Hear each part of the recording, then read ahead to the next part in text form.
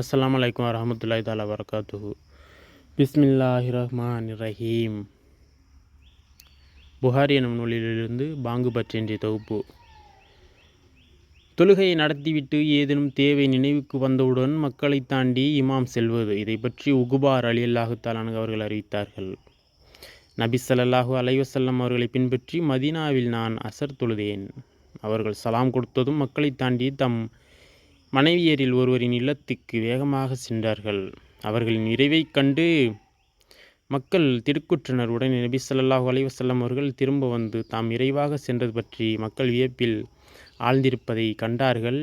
என்னிடம் இருந்த ஜகாத் நிதியான வெள்ளிக்கட்டி ஒன்று நினைவுக்கு வந்தது. அது என் கவனத்தை திருப்பிவிடுவதை நான் விரும்பவில்லை. அதை பங்கீடு செய்யுமாறு கூறிவிட்டு வந்தேன் என்று இறைத்தூதர் ஸல்லல்லாஹு அலைஹி வஸல்லம் அவர்கள் கூறினார்கள். அல்ஹம்துலில்லாஹ், அல்ஹம்துலில்லாஹ், அல்ஹம்துலில்லாஹ்.